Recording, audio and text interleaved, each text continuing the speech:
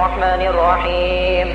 الحمد لله رب العالمين، أحمده حمد الشاكرين وأشكره شكر العابدين على نعمه الجليلة وآلائه الكثيرة، فإنه أرحم الراحمين وخير الناصرين، والحمد له والثناء له والشكر له على ما هداني إلى الصراط المستقيم. اللهم فاجعلني ذا القلب السليم والعقل السليم، فنعم السليم سليم الله دامت سعادته وحسنت عاقبته، والعاقبة للمتقين. والحمد له على ما ألهمني الرشد والهدى وجنبني الغي واتباع الهوى، فنعم العبد عبد الله العادل عن الزيغ والباطل. والحمد له على ما وفقني للاستنارة بنور العلم، فخير العبيد عباد الله الخالد بعلم القرآن والسنة، أدام الله علينا شآبيب نورهما رب العالمين وخير الواهبين. ونثني على الله ونشكره على ما رزقنا من الاهتداء بهدي عباده الصالحين، فأسمي نفسي تيمنا بعبد الرزاق ذي القوة المتين. والصلاة والسلام على محمد، هو أنور وأجمل من يوسف الذي أعطي شطر الجمال، المسمى في منظور الكتاب والسنة بأحمد نور البشر وسيد الرسل باليقين.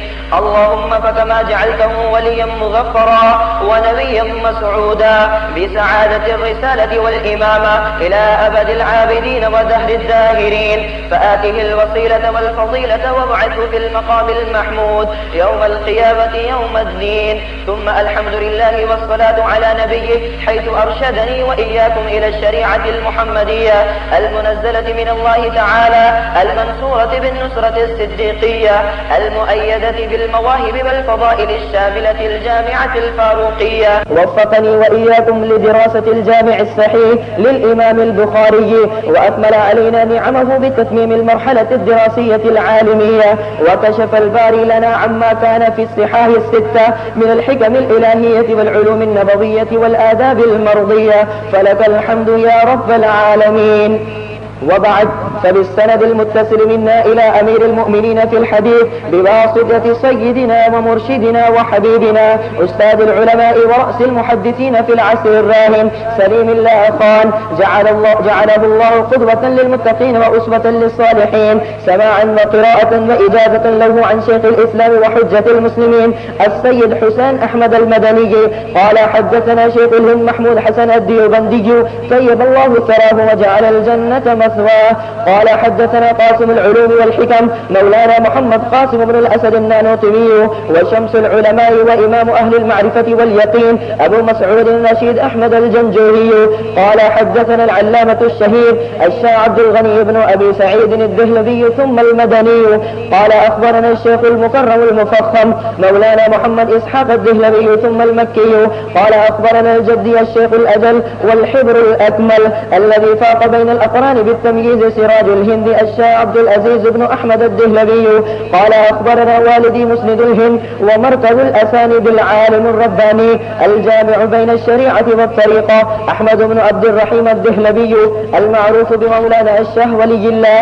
قال: أخبرنا الشيخ أبو الطاهر محمد بن إبراهيم الكردي ثم المدني. قال: أخبرنا والدي الشيخ برهان الدين إبراهيم بن الحسن الكردي.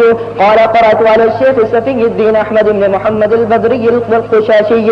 قال: أخبرنا أبو المواهب أحمد بن علي بن عبد القدوس الشنابي.